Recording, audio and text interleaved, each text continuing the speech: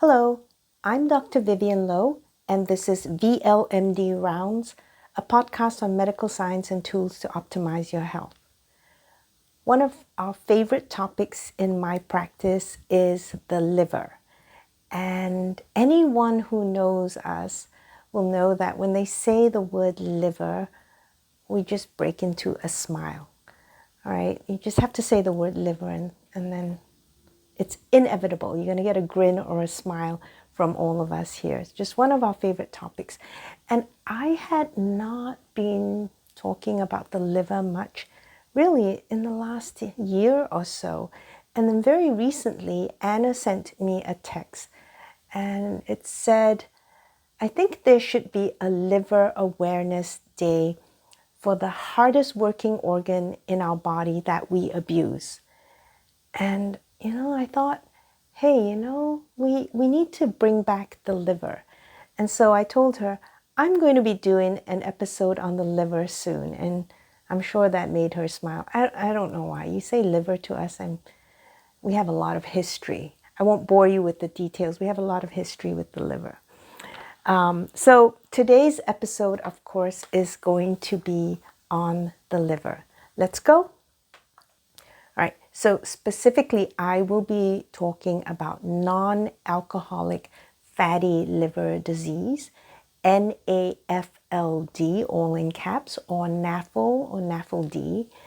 And this is the most common chronic disease in the US, right? And so we know it's a huge problem. It's characterized by excess fat deposits in the liver. Now, being of Asian descent, I also want to point out that it seems to also be a big problem in the Asian population. So according to NHANES 2017 to 2018, the prevalence of non-alcoholic fatty liver disease in Asian Americans is the same as the prevalence in Americans in general.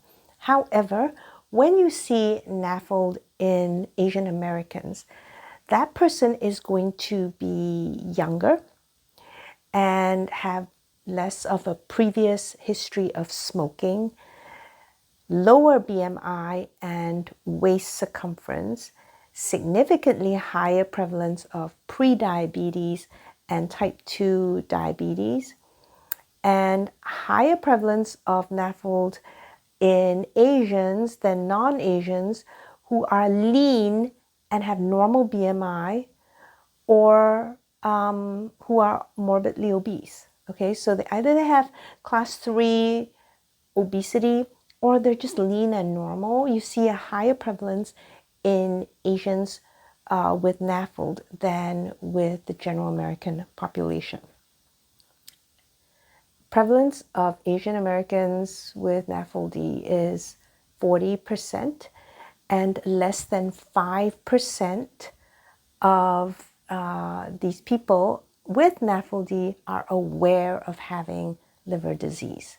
So you can see it's a huge problem because, with a prevalence at 40%, but only 5% aware, then, obviously we're not going to do a lot in terms of prevention and mitigating further liver damage.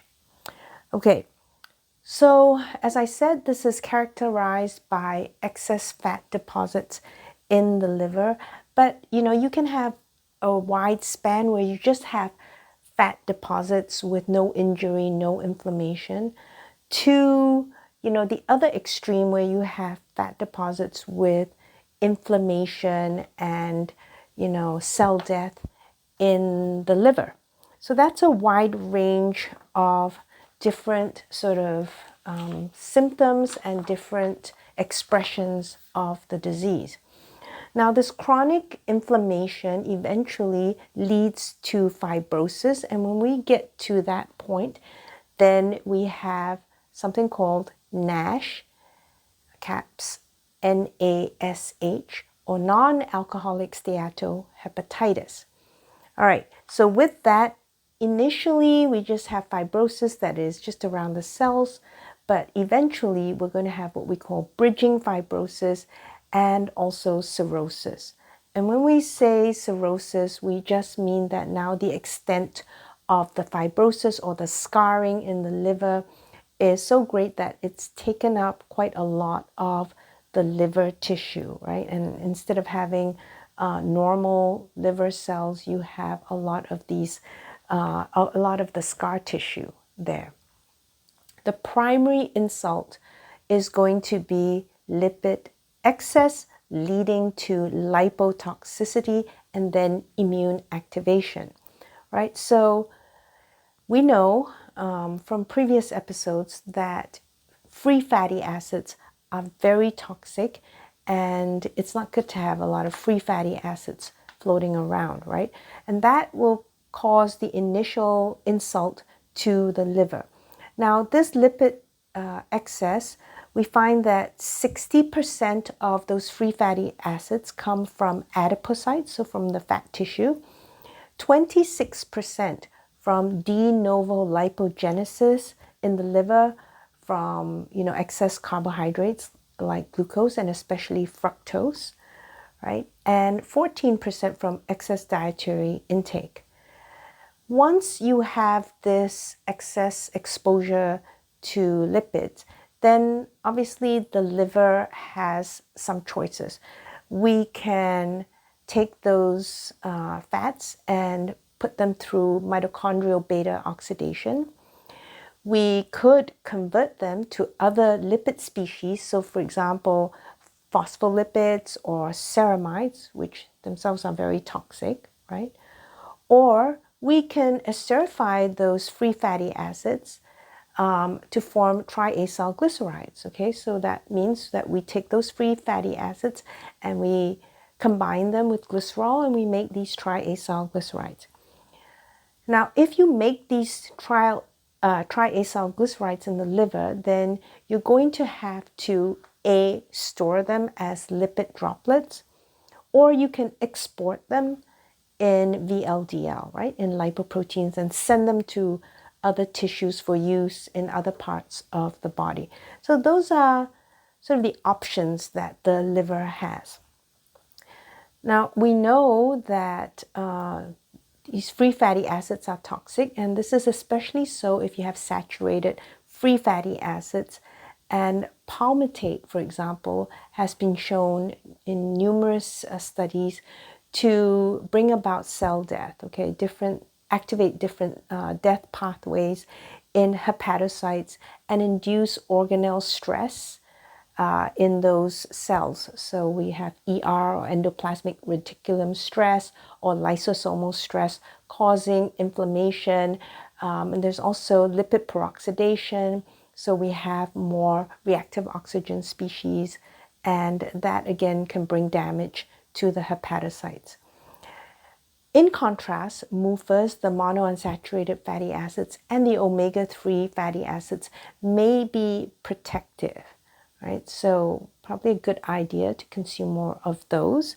And we've also seen an increase in the omega-6s, the inflammatory omega-6s in NASH. So the rule of not overdoing the omega-6 as compared to the omega-3s, that rule still applies with liver disease.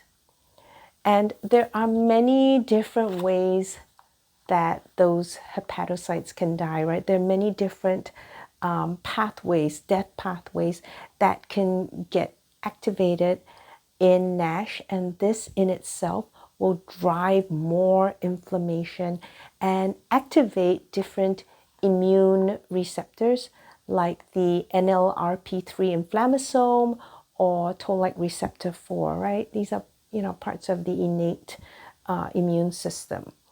But we can also activate different immune cells. So we could activate the Kupffer cells in the liver, KUPFFER.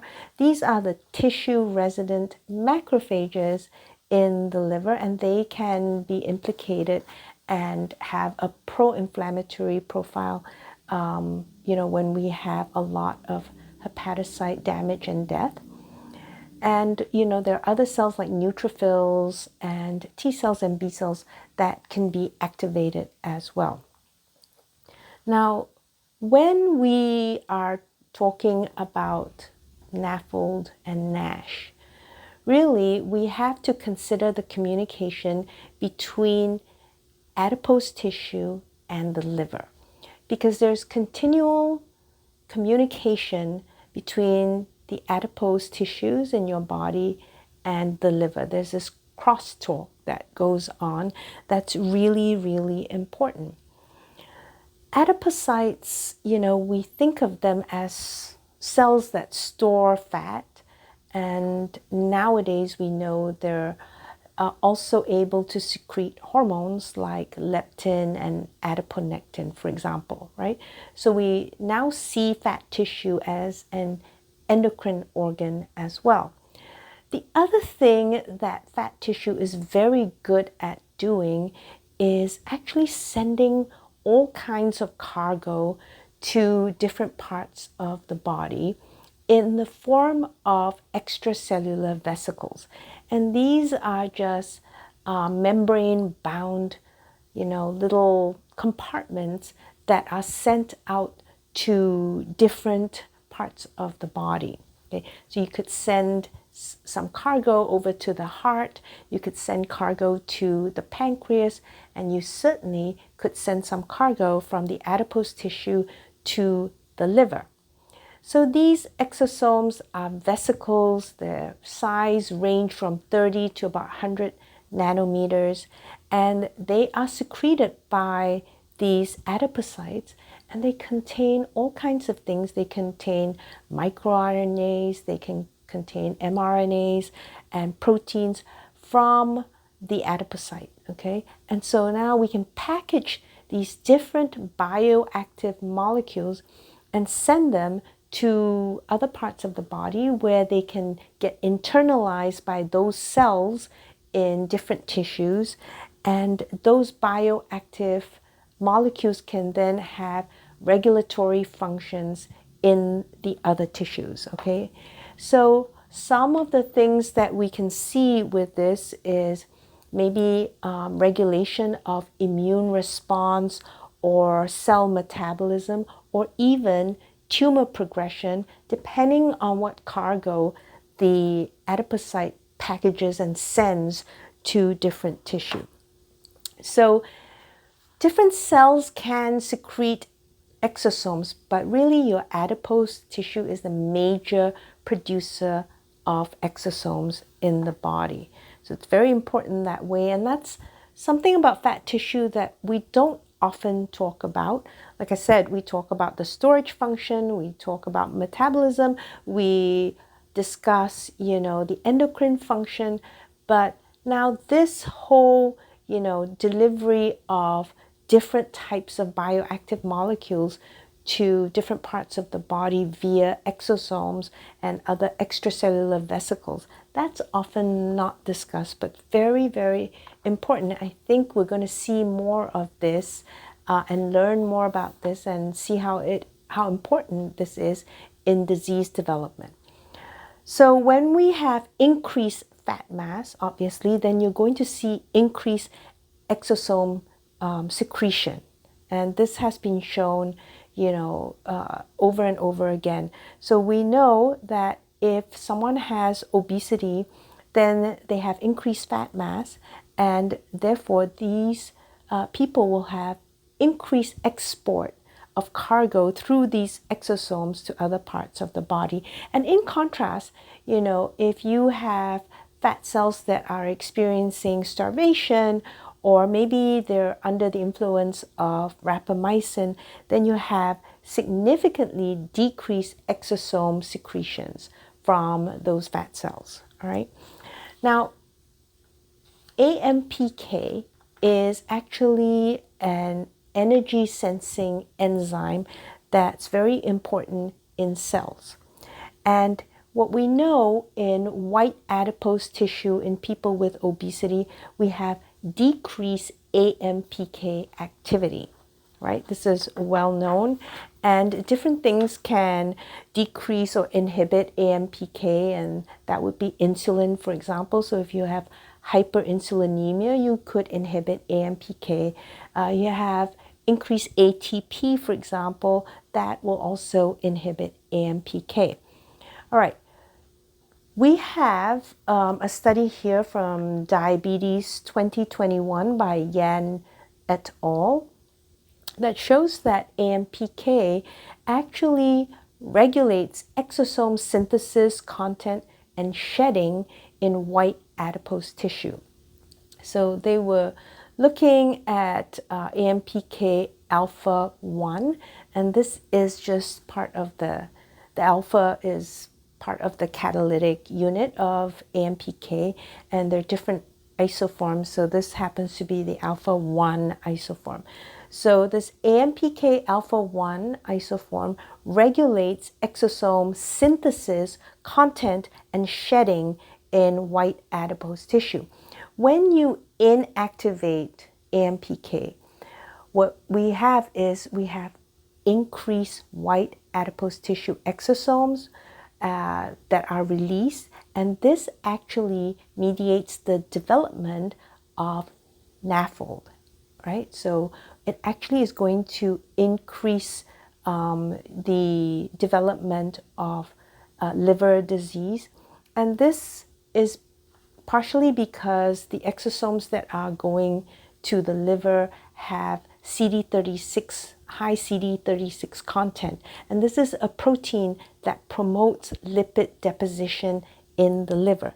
So when you have a situation of low AMPK activation, then we're actually going to be exporting a lot of these exosomes over to the liver with cargo that's going to promote the deposition of lipids in the liver, right?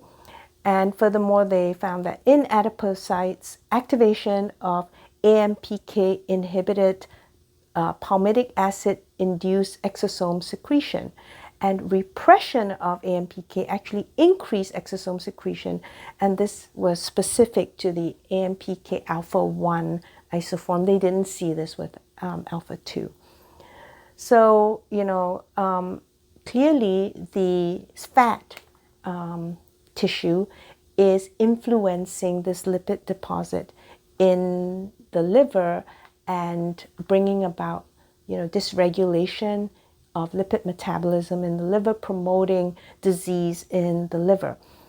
We know that actually, the fat can also send different types of bioactive molecules to the liver that can cause the progression of liver cancer even, right? There have been studies that have shown that. So there's all kinds of cargo that the fat can ship out to the liver to influence the health of the liver and development of disease and even cancer in the liver.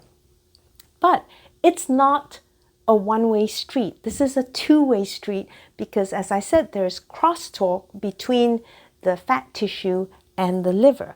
So there's a study here from Nature Communications 2020, and it's by Zhao et al.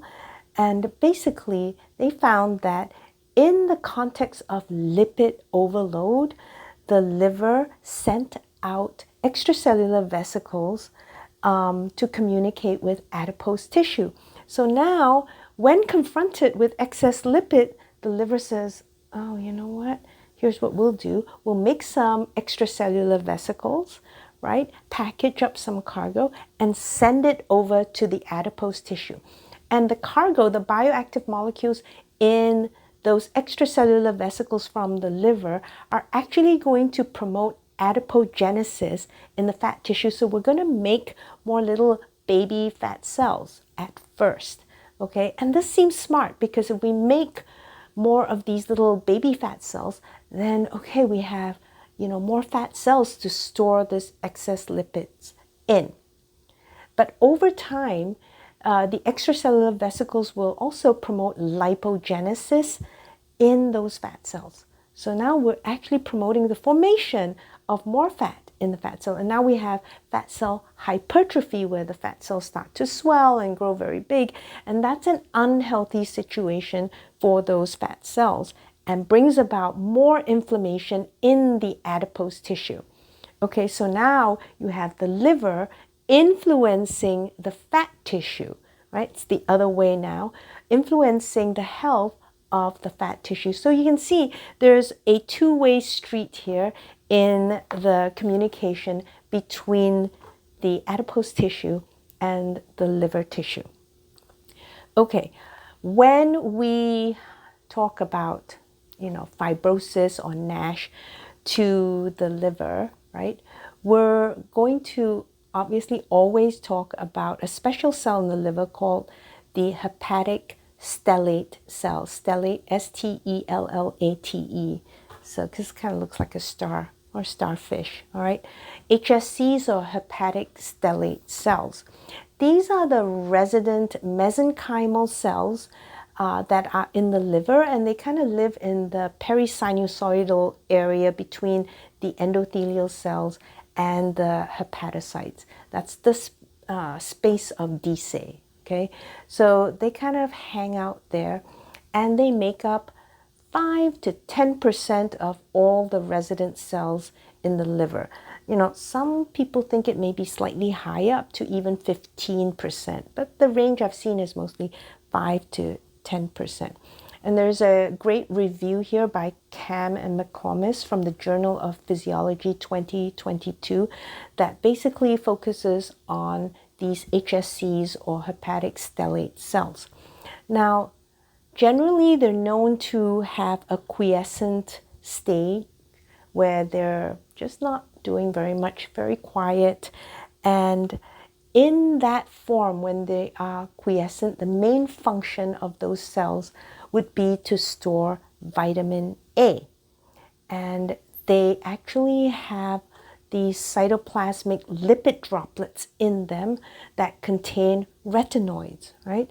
And 70 to 95% of retinoid storage in your body are in the hepatic stellate cells. So that's where all your vitamin A goes. However, so that's when they're in the quiescent state. When they are activated by any form of liver injury, could be from alcohol or from, viral infection like hepatitis B or C, right? So anytime you have liver injury, we will activate those HSCs. Now, interestingly, the hallmark of activation is the loss of retinoid storage in those cells.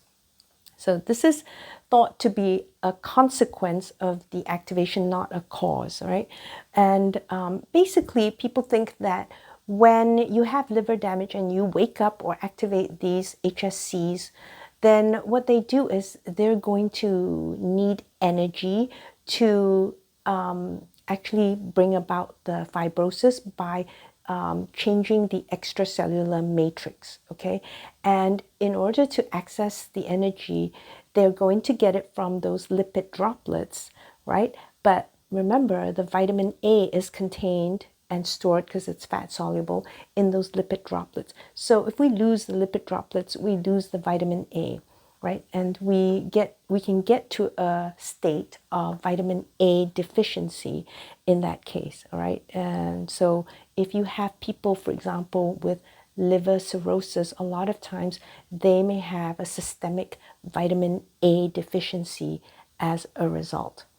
Okay, now the transcriptional programming of these HSCs, that's very interesting because they're very similar to adipocytes, and they promote fatty acid storage and metabolism through PPAR gamma and also SREBP1C. That's a transcription factor, right?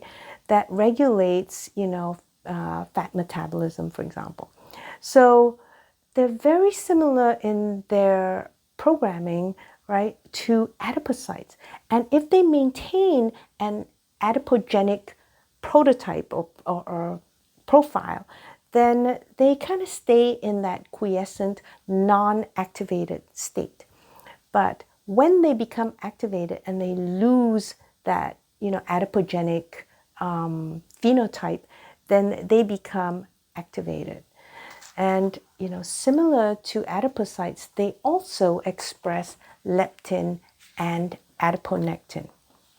So as I said, when these cells are activated, they increase the extracellular matrix production, okay, the ECM, and they change their phenotype. And now they have a myofibroblast phenotype. So they've lost the lipid droplet. Now they have increase in cell proliferation and contractile fibers, and there's increased matrix remodeling enzymes and ECM fibers expressed, right? Now, we used to think that these stellate cells, so they all kind of do the same thing. But it turns out that there's quite a wide range in these HSCs, right? They have high heterogeneity, and some HSCs have more proliferative profiles, okay? So they tend to be more proliferative, and others are more inflammatory, and yet others may be more fibrogenic. So there's a range, and it's not just one type. In fact, you have a whole range of different HSCs, and they express differently in the case of activation. Now, HSCs are well known in activation, and they, cause liver fibrosis through that activation and the increase in the ECM production. But interestingly, they're also important in regression of fibrosis.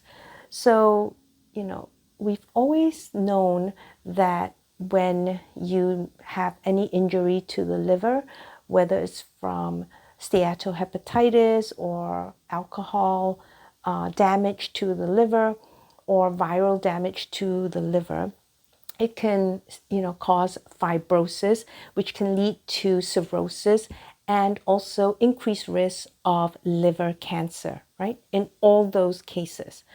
However, we thought that that was it. Once you got fibrosis, you were done for. But now we know that actually we can reverse fibrosis in the liver. It's actually been quite well documented. So when they looked at people who had Hep C, for example, who were treated for the Hep C successfully, then, they had regression of fibrosis in the liver. And this astounded a lot of the hepatologists, but now it's quite well accepted and well known that you can actually regress NASH, you can actually regress fibrosis. Right, so these HSCs that were responsible for the fibrosis are also very much involved in regression of fibrosis. Now, when that happens and you have resolution of liver injury, then you have a marked decrease in the numbers of HSCs that you see in the liver, right? Because 50% of them, up to 50% of them die, right? So they undergo apoptosis, they die.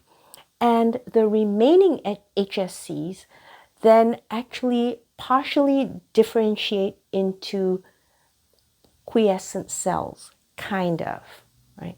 They're not quite the same as before. And this is important to note because they're not going back to their initial quiescent state. They're sort of partially quiescent now, not quite the same, but they're not in that activated state where they're depositing the ECM and causing fibrosis, all right? So here, as I said, 50% of the HSCs will die off, and then the remainder kind of go back to a quiescent state to help remove the fibrotic scar and reestablish a normal ECM. They can also produce growth factors and cytokines and angiogenic factors to help in liver regeneration. So they kind of also seem to function as stem cells and may participate in regeneration of liver tissue there. Okay, so that's a really important thing about the HSCs. All right, the final thing I want to just mention briefly here before we go into our wrap up is that obviously the gut liver axis is very important too in liver health. The gut can influence liver health via the microbiota, through the bile acids and immune mediators, and also gut hormones. And we know that if we have increased microbial penetrance through the gut barrier, then we have these microbial PAMPs, or pathogen associated molecular patterns.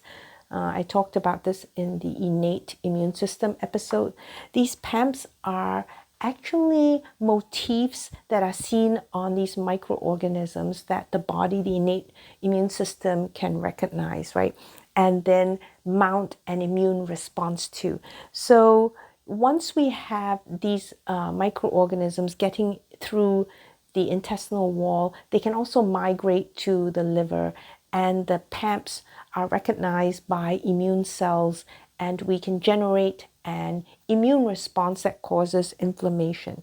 Interestingly, very recently, there was a case here, a study here, that basically found an organism called Klebsiella pneumoniae in the gut could produce high levels of endogenous alcohol, and this was found to be associated with non-alcoholic fatty liver disease in humans. This is pretty interesting because Klebsiella pneumoniae is often associated with alcoholics, right? That's sort of the classic case. If you get someone who's an alcoholic, they're more susceptible to infection, pneumonia from this organism. And here, the organism itself actually produces endogenous alcohol, and that may actually be causing damage to the liver. Okay, so let's quickly go into our wrap up, and then I want to talk a little bit more about a regression of fibrosis. All right, so we started out by mentioning that really this non-alcoholic fatty liver disease is the most common chronic liver disease in the US. And globally, by 2030, it's supposed to be the leading cause of liver transplant in the world. Okay, used to be from Hep C and other forms of hepatitis, but now non-alcoholic fatty liver disease from obesity is going to be the leading cause of liver transplant globally. And Asian Americans and other Asians are at higher risk of lean, fatty, non-alcoholic fatty liver disease, meaning that oftentimes we associate this disease with high BMI or high weight. And actually, as I've said for years now, we should really be thinking about fat mass and dysfunctional fat, okay? So just because you are lean doesn't make you exempt, doesn't protect you from this disease, because if we're just going by a weight or BMI, we're really not looking at your real risk. That real risk is going to be dependent on your fat mass and how much dysfunctional fat that you have, okay? Because with this disease, we see that it's from exposure to lipid excess, and this will cause a lot of damage and lipotoxicity to different organs. In previous episodes, I talked about ectopic fat, fat that is out of place, is not in regular fat tissue, and is deposited, let's say, in organs and in the viscera. So if you have a huge amount of this ectopic fat, that fat is particularly dysfunctional and inflammatory. Now with fatty liver disease, visceral adipose tissue, right, is associated with your increased risk of fatty liver disease and also steatohepatitis. And this can happen even if you are normal weight, even if you have a normal BMI, even if you think that you're lean. Okay, so if you have a lot of this visceral fat at whatever weight, that can increase your risk for numerous cardiovascular diseases and cancer. All right, in this case, right, we have the increased exposure of lipids and free fatty acids, and the liver has several options. It's going to try and use up some of that fat through beta oxidation or convert it to other lipid species. Some of them may be just as toxic or more toxic. So, for example, the ceramides can cause a lot of damage as well. They can also store those fats in the form of lipid droplets, for example. So they can esterify those free fatty acids, form triacyl glycerol, and try to store them in the liver or send them out, export them in the form of VLDL. Okay, now this fat, as I said, causes a lot of inflammation and immune activation, and as a result, that can lead to steatohepatitis, an inflammation of the liver. And if you have chronic inflammation of the liver, this is eventually going to promote fibrosis in the liver, which means the formation of scar tissue, right? And at first, you may just have a little bit of scarring, but over time, as the inflammation continues, you'll have progressive scarring, and it may get to an extent where a large part of the liver tissue is replaced by scar tissue, and we have cirrhosis of the liver. Even with just NASH alone, without fibrosis, you're at a higher risk for liver cancer or hepatocellular carcinoma. And that's something I think sometimes people are not aware of. There is a definite crosstalk between adipose tissue and liver. And we know that the fat cell can send out these little packages, right, called exosomes, and they contain all kinds of different bioactive molecules. It can contain microRNA, mRNAs, lipids, proteins, and among the things that it sends to the liver is this protein called CD36, which is actually very good at promoting storage of liver in storage of fats in the liver, okay, of lipids in the liver. So the fat is influencing lipid deposition in the liver and also can package other stuff to send over to the liver that will promote and help with the progression of liver cancer. Now, on the other hand, the liver can be sending stuff over to the fat cells in extracellular vesicles, and it sends over these bioactive molecules that will at first promote adipogenesis. So when the liver is exposed to a lot of lipids, it says, you know what, maybe we'll tell the fat cell to make more little fat cells to store some of this excess lipids. So we have some adipogenesis going on. But over time, it will also promote lipogenesis in the fat cells. And now the fat cells start to swell and they become dysfunctional, and this adds to the problem and promotes the disease, okay? So we have this back and forth going, and probably a lot more bioactive molecules that are going back and forth between adipose tissue and liver tissue. And it's this interaction between the two that is promoting this disease. Now, when we are talking about the,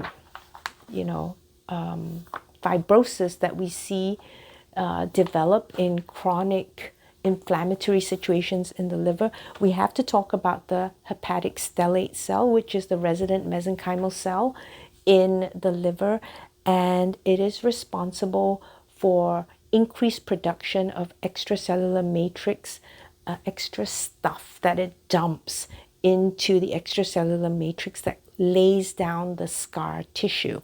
All right. And anytime you have any liver injury, you're going to activate those cells. Their normal state is just this dormant quiescent state. And in that state, they're mostly there just to store vitamin A. But when you have liver damage and you activate them, then they use up the lipid droplets as they're being activated, and then they also lose the vitamin A. And in that state, they become activated and they lay down a lot of this ECM, and they can cause, a lot of proliferation of that scar tissue.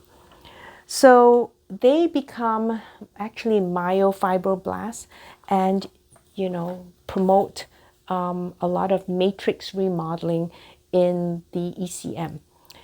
Now, once you resolve the liver injury, those HSCs can also be involved in, cleaning up the mess and in the regression of fibrosis. And you'll see that a lot of these HSCs die off.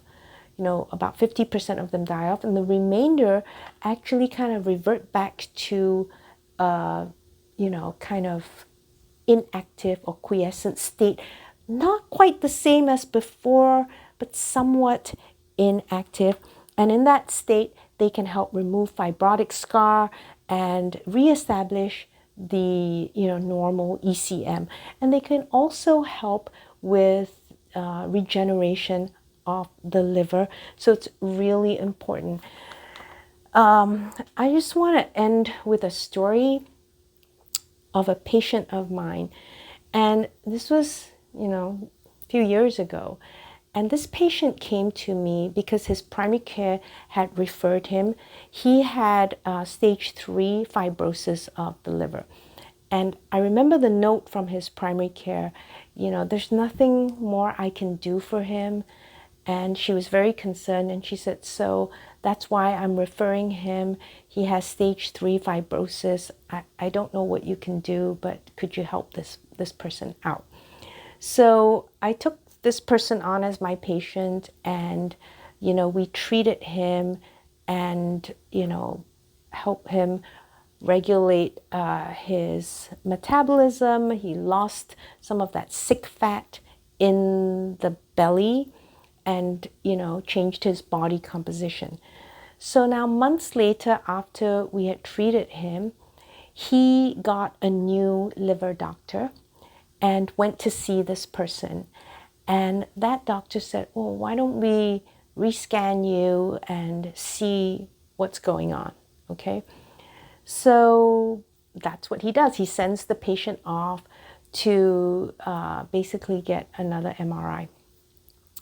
So the patient comes back and tells me the results. Now, prior, the patient had gotten a fibroscan to look at how stiff the liver is, and also he had had an MRI, and he had been, kind of given the diagnosis of stage 3 fibrosis, which is kind of the beginnings of cirrhosis, okay? It was early stage 3, so he had some cirrhosis already occurring.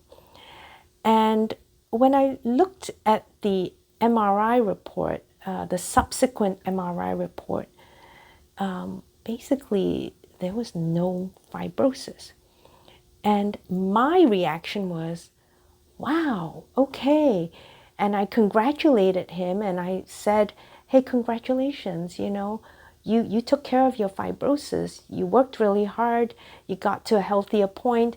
And now look, you saved your liver, right?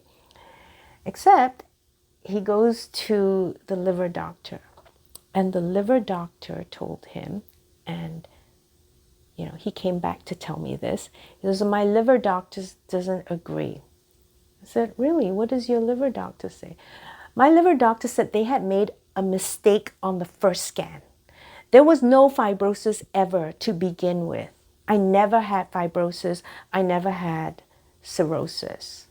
It was just all a big mistake. And that's why this second MRI shows no fibrosis too. Now, basically, I think his doctor was having a hard time believing that his fibrosis slash cirrhosis had regressed and actually was now gone. You didn't see it on the subsequent studies, imaging studies, right? And this was a few years ago. And at that point, I was just like, okay, whatever. But, you know, now when I think about it, I think this is not a good thing for the patient, okay? Because I truly believe that there was no mistake. He did have fibrosis, and that with treatment, it regressed and we've reversed it. And that's been well documented today, okay? And you're telling the patient he never had fibrosis to begin with. The big difference here is that now the patient thinks, oh, it was just all a mistake, right? That's very different from telling the patient you had fibrosis, all right? And with lifestyle change and dietary change and so forth, you actually reversed the disease. This is a very different message to the patient because now the patient is aware that, oh, I had the disease, and through my lifestyle changes and all the hard work that I put in, now I have actually reversed that disease.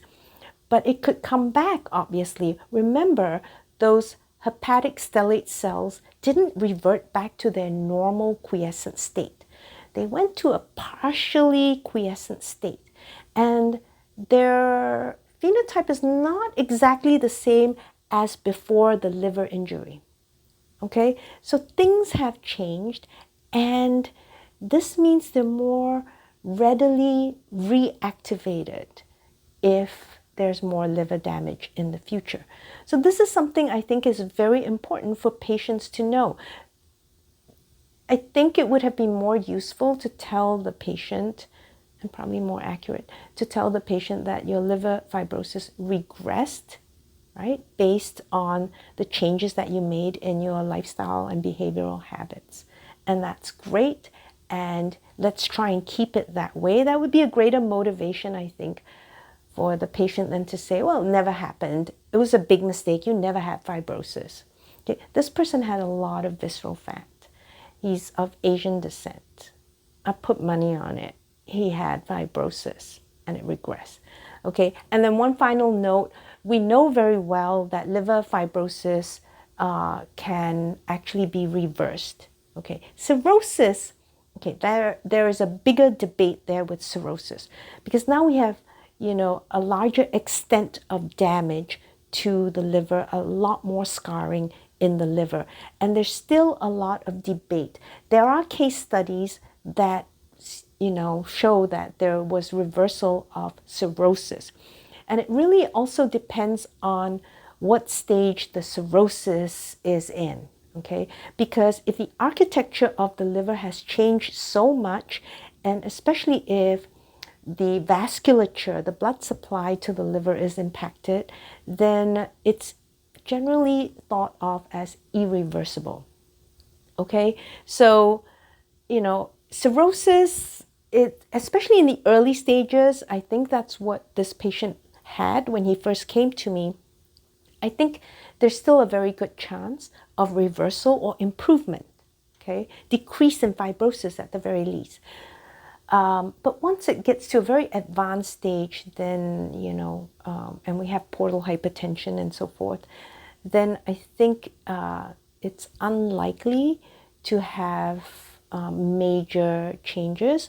Although, again, there have been reports of cases where the person had bad cirrhosis and it seemed to have reversed quite a huge amount. Okay, so that's my liver episode from now.